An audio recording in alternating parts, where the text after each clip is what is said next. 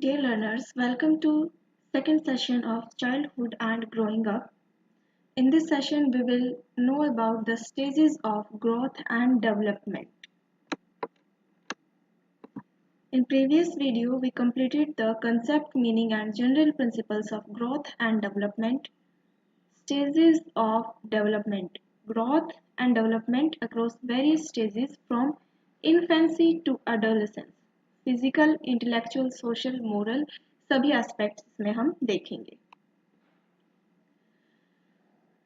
Physical development means growing in height, weight and body proportions. Physical development यानी कि जो पूरी तरह से फिजिकल है, जिसे आप इजीली देख सकते हैं, विजुअलाइज कर सकते हैं. Parents and teachers are aware that children grow taller and heavier and stronger every day. हर दिन वो बढ़ते हैं, लंबे होते हैं, भारी होते हैं और मजबूत बनते हैं. The growth in body is very rapid in early years, particularly from birth to the age of 2.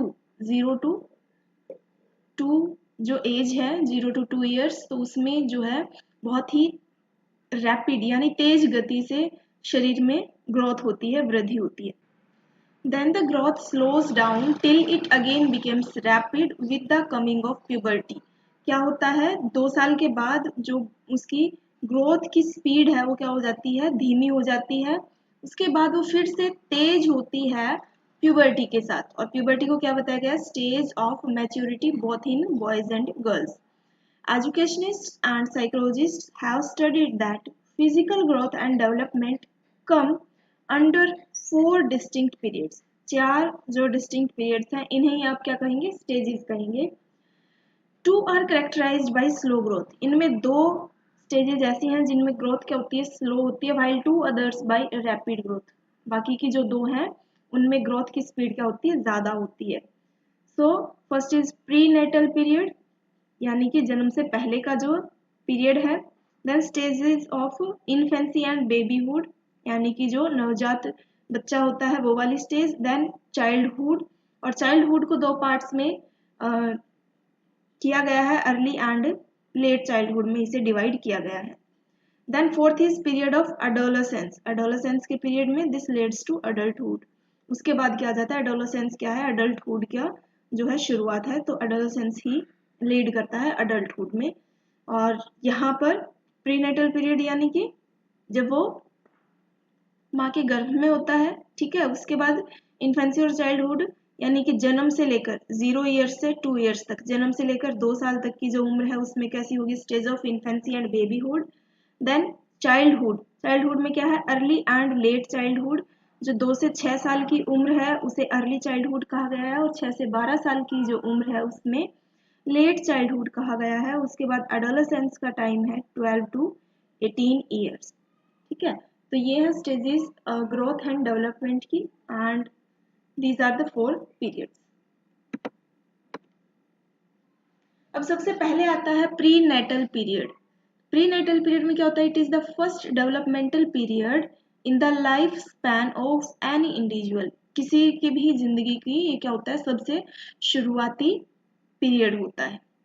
This period is 9 calendar months, कि आपके जो कैलेंडर है उसमें आप कह सकते हो ये 9 महीने का समय होता है, या फिर कह सकते हो 10 lunar months.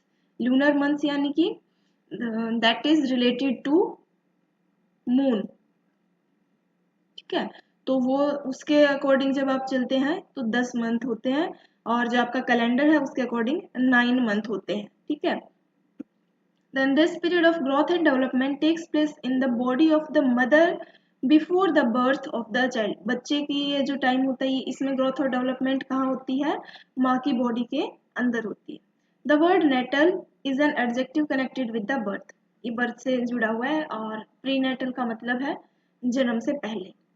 Since the period of growth and development occurs before the child birth, इसमें क्या होता है, ये वो समय होता है जब ग्रोथ और डेवलपमेंट जन्म से पहले हो रही होती है. So it is called prenatal development. During this prenatal period the human organism passes through 3 general stages.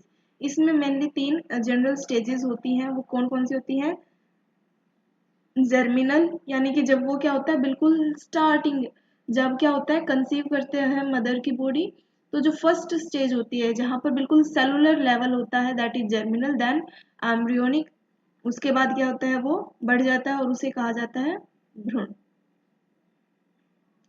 Then the फेटल stage. ठीक है, तो 3 स्टेजेस होती है प्री नेटल पीरियड में। The term germinal is applied to egg like organism. सबसे पहले क्या है, एग लाइक ऑर्गेनिज्म है, यानी कि यूनिसेलुलर, एक ही सेल से बना हुआ जो एग है, और उसके साथ क्या हो गया, फर्टिलाइजेशन हो गया। तो फर्टिलाइजेशन के बाद जो मेल और फीमेल गैमेट्स है उनसे मिलके एक सिंगल सेल बनता है, that is known as zygote. तो उसे क्या कहा जा रहा है, एग लाइक ऑर्गेनिज्म। तो जर्मिनल का मतलब क्या है, उस स्टेज से है जब जाइगोट फॉर्मेशन हुई। This exist in the mother's womb, ये कहाँ होता है, मदर की वॉम में, फॉर अबाउट 2 वीक्स। तो ये जर्मिनल जो स्टेज होती है वो कितने वीक की होती है, 2 वीक्स की, after the union of female ovum with the male spermatozoa.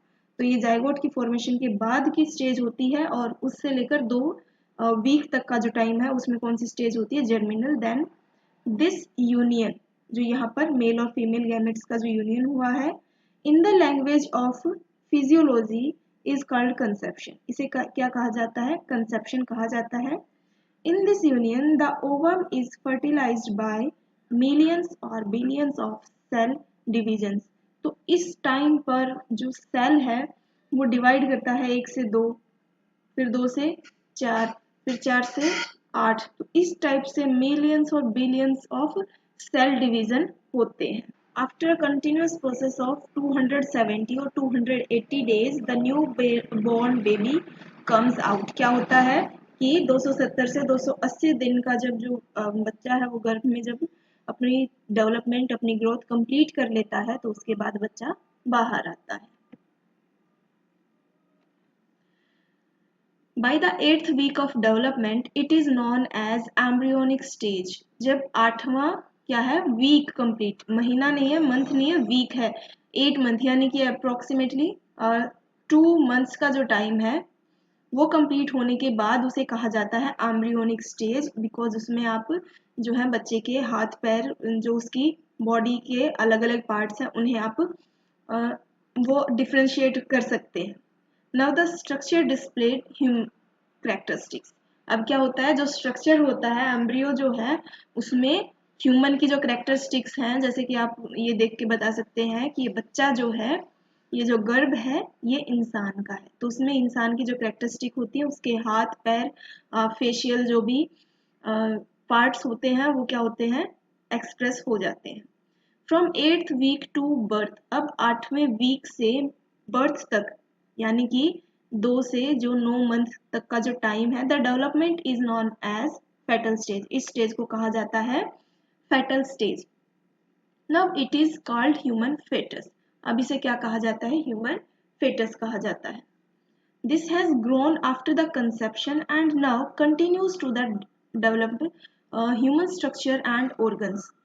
अब जो ये ग्रोथ स्टार्ट हुई थी कंसेप्शन से, वो कंटिन्यू करती रहेगी, ह्यूमन स्ट्रक्चर अच्छे से जो है ग्रो कर जाएगा और उसके ऑर्गन्स है वो अच्छे से डेवलप हो जाएंगे।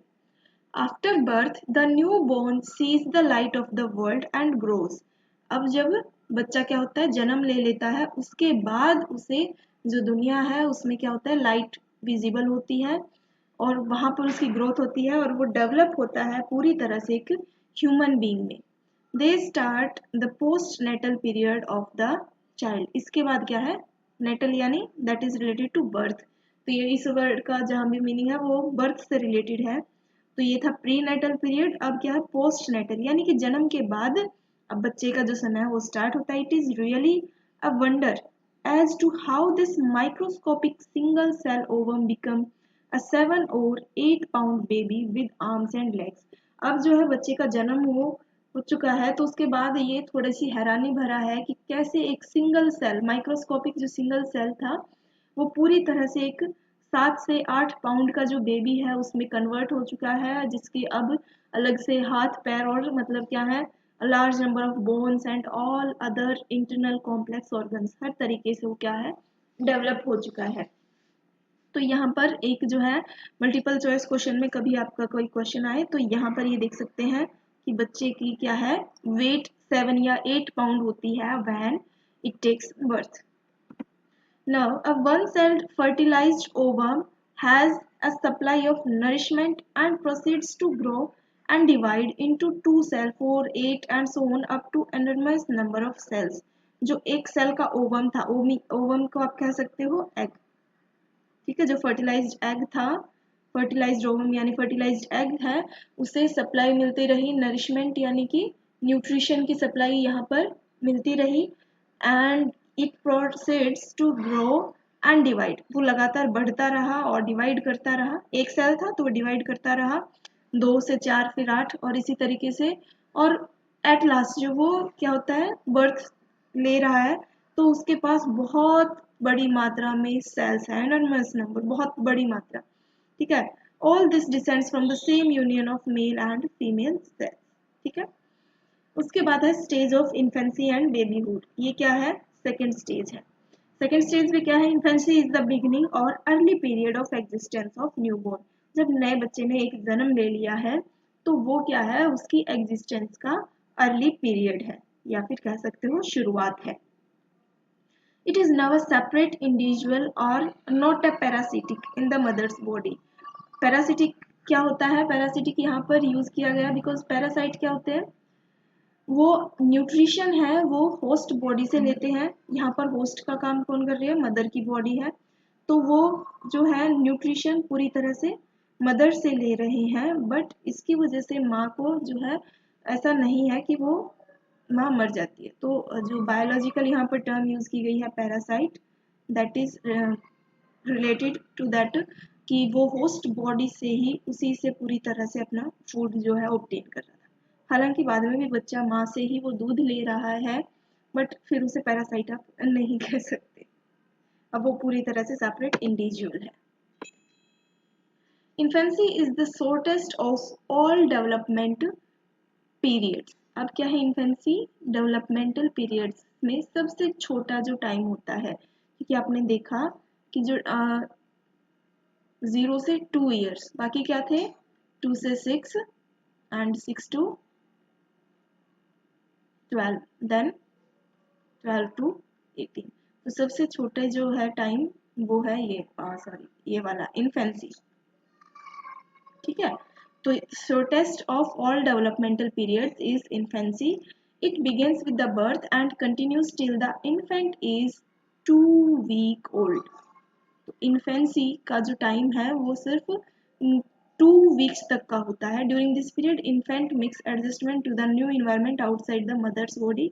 अभी तक वो मदर की बॉडी के अंदर था, अब बाहर आया है तो वो अपने नए इन्वायरमेंट के साथ एडजस्ट कर रहा है, तो अप्रोक्सीमेटली 2 वीक्स में वो क्या कर लेता है, इन्वायरमेंट के साथ एडजस्ट कर लेता है। The rapid growth and development which takes place during the prenatal period suddenly come to a stop with birth.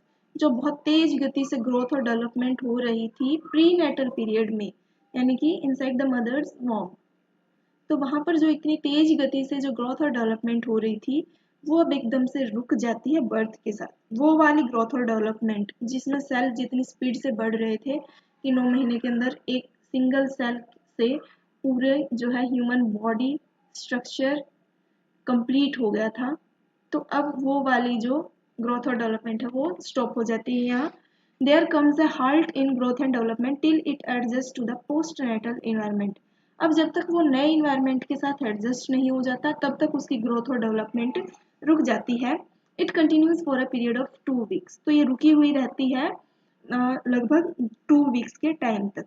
Once these adjustments have been made, infants again resume their growth and development.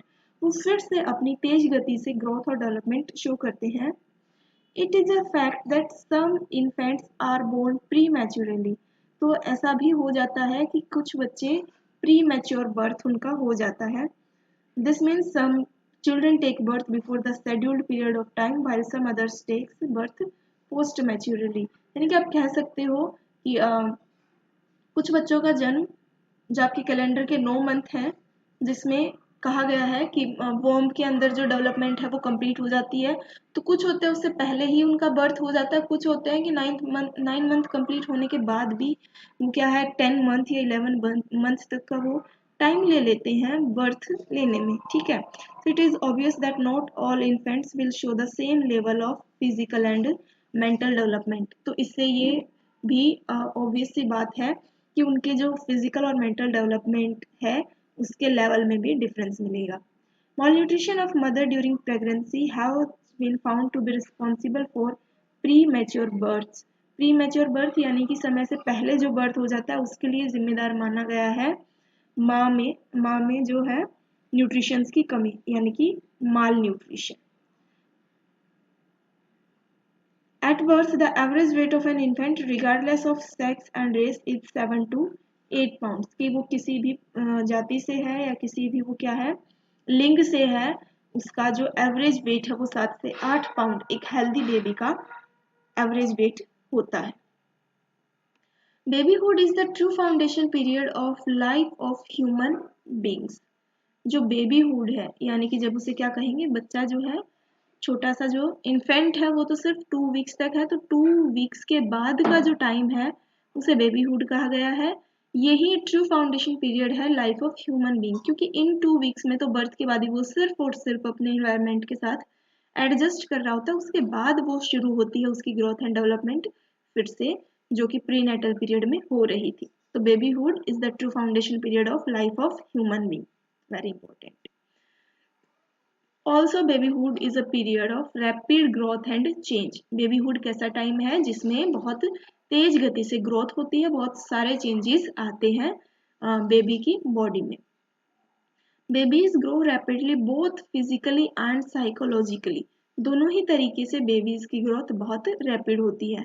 Babyhood is an age of decreasing dependency. अब क्या है कि वो जैसे पूरी तरह से माँ के ऊपर निर्भर था जब माँ के गर्भ में था, लेकिन अब क्या है बेबीहुड में वो धीरे धीरे डिपेंडेंसी अपनी माँ से कम कर देता है। In other words, rapid development of baby leads to decrease in dependency on others. और धीरे धीरे वो दूसरों पर जो अपनी डिपेंडेंसी है उसे कम करता जाता है। Babyhood is one of the 2 periods of rapid growth during the life span of human beings. जो 2 बताए थे जहां पर रैपिड ग्रोथ होती है और 2 क्या थे स्टेज जिनमें स्लो ग्रोथ होती है, तो बेबीहुड उनमें से ही एक है जिनमें स्पीड जो है ग्रोथ की वो क्या होती है, रैपिड होती है। The other periods comes at puberty. जो दूसरा टाइम है वो क्या है, प्यूबर्टी, यानी कि बेबीहुड और प्यूबर्टी के टाइम पे जो है ग्रोथ रैपिड होती है। The general pattern of growth and development is similar for all the babies. तो ये जो जनरल पैटर्न है ग्रोथ एंड डेवलपमेंट का कि किस टाइम उनकी रैपिड ग्रोथ होगी, किस टाइम उनकी क्या होगी स्लो होगी, फिर जो है फास्ट होगी, फिर स्लो होगी, तो ये जनरल पैटर्न जो ग्रोथ और डेवलपमेंट का है वो सभी बेबीज के लिए सिमिलर होता है। ठीक है, तो जनरल बोला गया है, स्पेसिफिकली अगर किसी में कुछ एक्सेप्शन है तो उसकी यहाँ पर बात नहीं की गई है। There are variations in height, weight, sensory capacities and other areas of physical growth. जो physical growth के aspects हैं जैसे height, weight, sensory capacities यानी कि आपकी sense करने की जो capacity है आपकी body की अलग अलग parts की, और जो other areas हैं physical growth के उनमें variation होता है। तो general pattern similar है, लेकिन physical growth के अगर एक एक aspect को देखेंगे तो वहाँ variation भी है। Some babies start life smaller in size and less developed than the normal. जो कुछ बच्चे होते हैं बेबी हैं वो जब अपनी जो ग्रोथ और डेवलपमेंट स्टार्ट करते हैं तो वो दूसरों के कंपैरिजन में स्मॉलर होते हैं इन साइज और लेस डेवलप्ड होते हैं नॉर्मल बेबी से। This may be due to prematurely or to a poor physical condition resulting from maternal malnutrition. हो सकता है माँ के कुपोषण के कारण, माँ को अगर अच्छे से पोषण ना मिले उसके कारण ये हुआ हो, ठीक है, या फिर स्ट्रेस एंड स्ट्रेन, यानी कि माँ को अगर स्ट्रेस या स्ट्रेन रहता है और या फिर कोई भी अदर अनफेवरेबल कंडीशन है ड्यूरिंग द प्रीनेटल पीरियड, यानी कि जब वो माँ के गर्भ में है उस टाइम कोई भी ऐसी कंडीशन है तो उसकी वजह से जब वो बेबी की लाइफ स्टार्ट करेगा, यानी कि जब बर्थ हो गया तब भी वो औरों से less in size and less developed रहेगा, और जब वो बेबी की तरह जब वो स्टार्ट करेगा अपनी लाइफ तो भी वो क्या होगा औरों के कंपैरिजन में smaller in size and less developed than the normal. As a result, such babies tend to fall behind their age mates during the babyhood years. तो इसकी वजह से क्या होगा, जो अपने उम्र के साथी हैं, जो एज मेट्स हैं उसके, तो जब वो बेबीहुड ईयर्स होंगे उसके, तो हो सकता है कि वो उनसे पीछे रह जाए in its growth and development. The childhood stage, अब क्या है, बचपन की जो उम्र है, बचपन का जो क्या है स्तर है।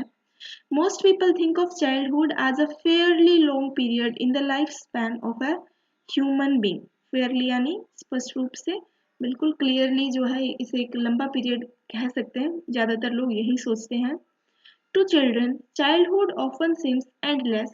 They wait for the precise time which the grown-ups enjoy in society. बच्चों को लगता है कि मतलब वो वेट करते हैं कि कब हम सोसाइटी में जो वो ग्रोन अप्स को देखते हैं कि हम उस स्टेज पर कब पहुंचे। तो बच्चों को जो है वो एंडलेस वो उनका वेट होता है, जिससे कि उन्हें प्रेस्टाइज यानी कि जो इज्जत वाला जो उन्हें टाइम मिले, ठीक है, यानी कि जो जैसे वो बड़ों की इज्जत करते हैं, ठीक है, उन्हें इज्जत करनी भी पड़ती है, या इस तरीके से कह सकते हैं। तो उन्हें लगता है कि कब ऐसा टाइम आए कि हम इस स्टेज पर पहुंचे कि हमें जो दूसरे हैं वो इस तरीके से बोले और इस तरह का बिहेव करें जैसे कि हमें अपने बड़ों के साथ करना है, यानी कि वो वेट करते हैं बड़े होने का। Childhood begins when the relative dependency of babyhood is over. जितना जल्दी वो बच्चा है, बेबीहुड की जो भी डिपेंडेंसीज थी उनको क्या करता है, उनको कंप्लीट कर लेता है, ओवर कर लेता है, यानी बच्चा अब खुद से खा पी सकता है, खुद से थोड़ा सा अपना ख्याल रख सकता है। हर टाइम हर जो है मिनट ये नहीं है कि उसके साथ गार्जियंस का होना अब कंपलसरी है। जब वो टाइम आता है तो उसे कहा जा रहा है childhood. Approximately this period extends from the age of 2 years to 12 years. 2 साल से लेकर 12 साल की जो उम्र है वो ये टाइम है जब बच्चे को उतना ख्याल नहीं रखना पड़ता। जैसे आप देखेंगे कि इन्फेंट को, ठीक है, या फिर जो न्यूबॉर्न बेबी है उसे जब वो सो रहा है, स्लीपिंग पीरियड, उसके अलावा बाकी टाइम में उसे पूरी तरह अकेला नहीं छोड़ा जाता है किसी भी टाइम। लेकिन जब वो क्या है 2 साल से बड़ा हो जाता है तो फिर उसका उतना ज्यादा ख्याल नहीं रखना पड़ता जितना उतने छोटे बच्चे का रखना पड़ रहा है, ठीक है। So this is told here. However, the time when children become sexually mature at the age of 13 years for the average girl and 14 years for the average boy, in general जो सेक्सुअली मैच्योरिटी की जो as बताई गई है वो 13 year है girl के लिए, 14 ईयर है बॉय के लिए। तो उस टाइम वो सेक्सुअली मैच्योर हो जाते हैं। By the time the children become sexually mature they are known as adolescents. तो जब उनमें क्या होती है कोई मतलब ऐसी वो शो करते हैं कैरेक्टरिस्टिक्स जिससे ये पता चल जाए कि वो सेक्सुअली मैच्योर है। जो average on an average 13 years girls show करती हैं, 14 ईयर्स में बॉय शो करते हैं, तो उस टाइम उन्हें कहा जाता है adolescence. During long period of time, roughly 11 years for girls and 12 years for boys, marked changes takes place in the child both physically and psychologically. तो एक लंबा जो टाइम है जिसमें लगभग 11 साल का जो टाइम है गर्ल्स के लिए, 12 साल का बॉयज के लिए, तो उसमें बहुत ज़्यादा चेंजेस देखने को मिलते हैं फिजिकली भी और साइकोलॉजिकली भी। Today it is widely recognized that children should be subdivided into 2 periods. जो childhood है उसको सब डिवाइड किया जाना है 2 पीरियड्स में, ऐसा वाइडली रिकॉग्नाइज किया गया है और उसे कहा गया है अर्ली एंड लेट चाइल्डहुड। तो अर्ली चाइल्डहुड क्या है, जैसा कि बताया था 2 to 6 ईयर्स का जो टाइम है उसे अर्ली चाइल्डहुड, और 6 to 12 जो है वो लेट चाइल्डहुड का टाइम बताया गया है। On an average, growth during early childhood proceeds at a slow rate as compared with the rapid rate of growth in babyhood stage. जो 0 to 2 ईयर्स का जो टाइम था, या फिर कह सकते हो 2 वीक्स से 2 ईयर तक का जो टाइम है, उसमें जो एक रैपिड ग्रोथ बच्चा शो कर रहा था, तो जो ये अर्ली चाइल्डहुड है यहाँ पर ग्रोथ का रेट है वो स्लो हो जाता है। Early childhood is a time of relatively even growth. इस टाइम लगभग इवनली बच्चा ग्रो कर रहा होता है। Height, weight, body proportions, body build, bones and muscles grow to make the child ready for adulthood. तो यहाँ पर बच्चा क्या है, एडल्टहुड के लिए रेडी हो रहा होता है। उसकी जो height, weight, body proportional, body build, bones और मसल्स हैं उनमें इवनली ग्रोथ शो करता है। Early childhood extends from 2 to 6 years of age and late childhood extends from 6 to 13 or 14 years of age. Thus, the early childhood begins at the conclusion of babyhood. It is school entrance age. तो लगभग 3 साल की उम्र में जो है school entry हो जाती है अब बच्चों की। ठीक है, कहाँ होती है, डायरेक्टली वो किंडरगार्टन में नहीं होती, बल्कि जो प्ले स्कूल्स वगैरह होते हैं वहां पर इनकी एंट्री स्टार्ट होती है। This is relatively little difference in the physical growth and development of children before and after they are 6 years old. तो जो 6 साल से पहले और बाद की उम्र है, यानी कि आप कह सकते हो जो 5 साल वाली और 7 साल वाली उम्र है, तो इन यहाँ तक जो है बहुत कम चेंजेस देखने को मिलते हैं। रिलेटिवली बहुत ही कम चेंजेस देखने को मिलते हैं। जैसा यहाँ पर बता रहे थे कि इवनली वो ग्रोथ शो कर रहे थे इस टाइम पर चाइल्डहुड में, लेकिन जब वो अर्ली चाइल्डहुड से लेट चाइल्डहुड में जब एंटर कर रहे होते हैं तो उस टाइम उनकी फिजिकल ग्रोथ और डेवलपमेंट जो है उसकी स्पीड बहुत कम हो जाती है। तो वो जो 5 से 7 साल का जब बच्चा होता है तो आप उसकी फिजिकल जो चेंजेस हैं वो बहुत कम देखने को मिलते हैं।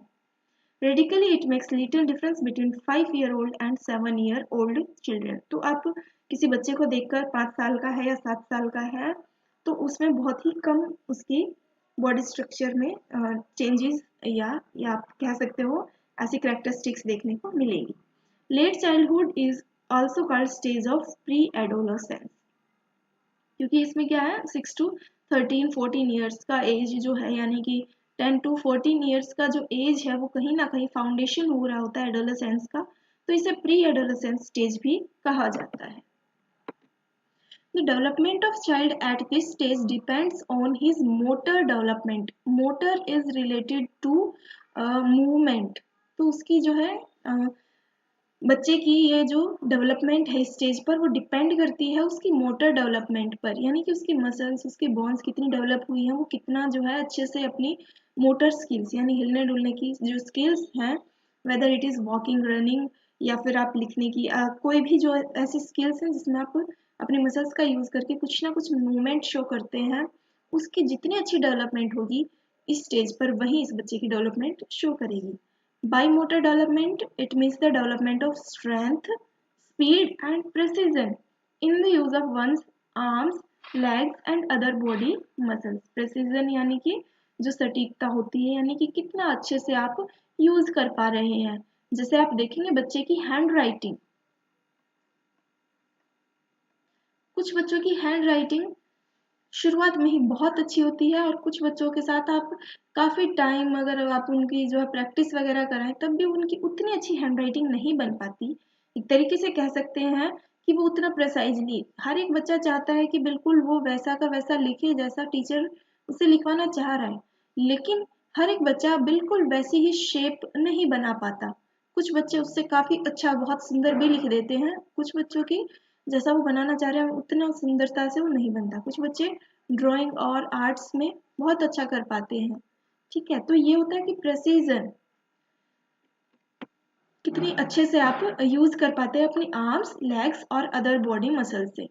It is important because it has great bearing on child's emotional, intellectual and social development. ये बहुत ज़्यादा इम्पोर्टेंट है क्योंकि इसी की वजह से बच्चे की इमोशनल, इंटेलेक्चुअल और सोशल डेवलपमेंट को भी बहुत ज़्यादा ये अफेक्ट करता है। Motor development takes place at a rapid pace during childhood. Childhood के दौरान मोटर डेवलपमेंट जो है वो बहुत रैपिड पेस से डेवलप होती है। Motor skills develop in child from more generalized to more specialized form of activities. At this stage, some left-handed could be made right-handed. अगर लगता है कि कोई लेफ्ट-हैंडेड है तो इस टाइम पर वो अपने जो हैंड है, अपना जो वर्किंग है वो राइट हैंडेड पर्सन में चेंज कर सकता है। इनफैक्ट ये टाइम ऐसा है कि आप राइट हैंड से भी अगर जो है वर्क करते रहें और लेफ्ट हैंड से भी कोशिश करें तो आप दोनों हाथों से लिखना, दोनों हाथों से बराबर काम करना भी सीख सकते हैं, अगर आपके जो बच्चा है उसके ऊपर बहुत ज़्यादा इस बात की केयर की जाए। ठीक है। तो ये वो टाइम है जब ये डिसाइड होता है कि आप राइट हैंडेड हैं, लेफ्ट हैंडेड हैं या बोथ हैंडेड हैं। Then comes the period of adolescence. It can not be said with accuracy as a when adolescence sets in. तो बिल्कुल एक्यूरेसी के साथ तो ये नहीं कहा जाता कि एडोलेसेंस कब सेट होता है। This is the period of maturity. ये एक ऐसा टाइम है जहाँ पर मैच्योरिटी आ रही होती है। Generally it is described that the teenagers are the adolescents. Teenagers यानी टीन जो है ये वर्ड यूज किया जाता है, जैसे आप देखेंगे 11-12 तक आपका जो लास्ट वर्ड है वहां पर टीन नहीं आ रहा, लेकिन उसके बाद क्या होता है 13, 14, 15, 16, 17, 18, 19, तो उसे कहा जा रहा है टीन एजर, यानी कि वो एज जिसमें लास्ट में टीन वर्ड यूज हो रहा है। ठीक है। So generally it is described that the teenagers are the adolescents. तो एक तरीके से आप कह सकते हो 13 to 18 या 19 का जो टाइम है उसे ही एडोलेसेंस कहा जा रहा है। It is the most critical stage in the life span of human beings, क्योंकि यहाँ पर आपकी जो है हर तरीके की डेवलपमेंट बहुत ज़्यादा हो रही होती है, और यहाँ पर आपके जो एक्सपीरियंसेस रहते हैं वो through out your life span बहुत ही ज़्यादा अफेक्ट करते हैं। The boy of 14 is characterized as neither useful nor ornamental. अब ये neither useful nor ornamental क्यों यूज किया गया है? अब देखिए ऑलमोस्ट आप ऑन एन एवरेज 14 ईयर्स का जो बच्चा है वो बहुत कुछ चीजें सीख रहा होता है। जब वो छोटे बच्चों के साथ डील करेगा तो कहीं ना कहीं वो अडल्ट की तरह जो है बिहेव करेगा। वहीं अगर बड़े हैं उनके साथ वो कैसा बिहेव करेगा? बच्चों के साथ। और यहाँ पर ऐसा है कि वो अगर कुछ अपनी सोच से कुछ इंटेलिजेंट वाली बात बोले तो उसे कहा जा सकता है कि आप बड़ों वाली बातें कर रहे हैं इस टाइप से। या फिर उसका जो पीयर ग्रुप है वो उसे कभी कह सकता है कि तुम तो बच्चों वाली हरकतें कर रहे हो, तुम तो बच्चों वाली बातें कर रहे हो। तो वो यहाँ पर बहुत ही कंफ्यूज रहता है। और यहाँ पर नाइदर यूजफुल नॉर ऑर्नामेंटल एक तरीके से ईडियम है, ये एक उसका यूज किया गया है। ठीक है। तो 14 ईयर्स की एज जो ये एडोलेसेंस की शुरुआत हो रही होती है, यहाँ पर बच्चा खुद भी कंफ्यूज रहता है, इसीलिए उसे कहा गया नाइदर यूजफुल नॉर ऑर्नामेंटल। वो ऑर्नामेंटल नहीं है लेकिन वो उस तरीके से यूजफुल जिस सेंस में होना चाहिए अभी तक जैसे वो स्पेसिफाइड था, उसे कहीं कंफ्यूजन इतनी ज्यादा नहीं होती थी उसके रोल पर कि अब उसका क्या रोल है, बच्चा है, खेलना है, पढ़ना है, या फिर जब बड़ा है तो अलग से उसकी रिस्पॉन्सिबिलिटीज हैं। लेकिन जो ये वाली एज है इसमें वो कंफ्यूज रहता है कि उसे किस टाइप से बिहेव करना है। इसे ही कहा गया है neither useful nor ornamental. This is the period of maturity. It is told that maturity marks the end of growth. अब मैच्योरिटी जो होती है वहां पर ग्रोथ क्या हो जाती है? रुक जाती है। जहां रुक जाती है ग्रोथ उसे ही मैच्योरिटी कहा जा सकता है। So growth of any organism from an immature to a mature stage is called maturation. Maturation का क्या मीनिंग है? जब वो इमेच्योर है उससे मैच्योर स्टेज में पहुंचे उसी प्रोसेस को मैच्योरेशन कहा जा रहा है। So maturation is a process. In this period, child's legs and other muscles grow in size and strength sufficient for standing, talking, running to the maximum। यानी कि ज़्यादा से ज़्यादा यहाँ पर डेवलपमेंट होती है आपकी मसल्स की, आपकी बोन्स की, यानी कि बॉडी की हर तरीके से जो डेवलपमेंट हो रही है यहाँ पर सबसे ज़्यादा होती है। His hands grow into excellent instruments for manipulating objects। अब उसका जो हाथ है वो अच्छे से इंस्ट्रूमेंट्स का मतलब एक एक्सीलेंट इंस्ट्रूमेंट की तरह क्या होते हैं? ग्रो कर जाते हैं टू मैनिपुलेट ऑब्जेक्ट्स, यानी कि एक तरीके से ऑब्जेक्ट्स का यूज करने के लिए अब उसके हाथ जो है वो अच्छे से एक इंस्ट्रूमेंट की तरह ग्रो कर जाते हैं। Teeth already present in rudimentary form grow for harder work. अब वो अपने दांतों से भी हार्डर वर्क कर सकता है। His mouth and larynx grow into flexible speech organs।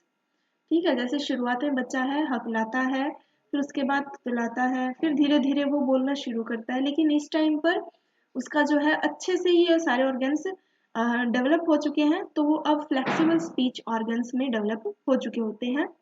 His brain grows not only in size, ना कि सिर्फ साइज में, but also in fineness to capably do its share in all human activities। जो भी मानव की एक्टिविटीज हैं उनमें अब ब्रेन है वो अच्छे से वर्क कर सके, वो डेवलपमेंट भी इसी स्टेज पर होती है। So that was all about the stages of growth and development. ये फिजिकल स्टेजेस की बात की गई है।